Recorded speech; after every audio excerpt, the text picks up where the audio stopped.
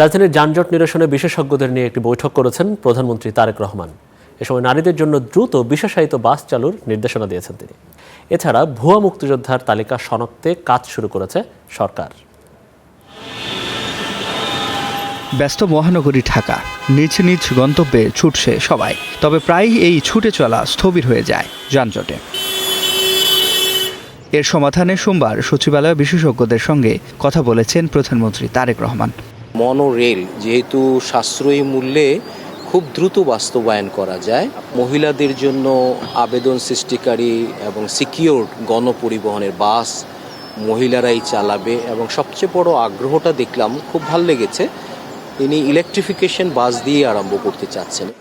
তাই এলো ইনোভার, যেন আপনি লাইফে থাকেন রেডি প্রতিদিন। Innova, designed for now. এদিন জুলাই যোদ্ধা ও শহীদ পরিবারগুলোর পুনর্বাসনের নির্দেশও দেন প্রধানমন্ত্রী। বৈঠক শেষে মুক্তিযুদ্ধ বিষয়ক মন্ত্রী জানান, ভুয়া মুক্তিযোদ্ধাদের তালিকা থেকে বাদ দেওয়ার কাজ শুরু হয়েছে। মুক্তিযুদ্ধের সময় মুক্তিযোদ্ধার সংখ্যা ছিল 1 লাখ, পরবর্তীতে এখন হয়ে গেছে 2.5 লাখ। তো বিরাট সংখ্যক এরা ভুয়া মুক্তিযোদ্ধা। এমনকি বিগত সরকারের সময় 16 জন সচিব ভুয়া মুক্তিযোদ্ধা বলে প্রমাণিত হয়েছে। ইতিমধ্যে 300 ভুয়া মুক্তিযোদ্ধাকে তারা বাদ দিয়েছে এবং এটা কনস্ট্যান্ট প্রসেস রয়েছে। এছাড়া শিক্ষা খাতে 180 দিনের সুনির্দিষ্ট পরিকল্পনা চেয়েছেন সরকার প্রধান।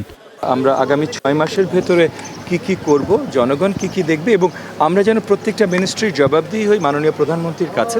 তো মাননীয় প্রধানমন্ত্রীর কাছে আমাদের জমা দিতে হবে আমরা কোন গোলগুলো কতখানি বাস্তবায়নের টোটাল প্ল্যান এবং 6 মাসে তার ভিতরে কি দৃশ্যমান হতে পারে। ঢাকা বিশ্ববিদ্যালয়ের উপাচার্য নিয়োগের প্রশ্নে প্রতিমন্ত্রী জানান, এক্ষেত্রে আন্তর্জাতিক রীতি মানার নির্দেশনা দিয়েছেন প্রধানমন্ত্রী। সিফাত শাহরিয়ার, স্টার নিউজ, ঢাকা।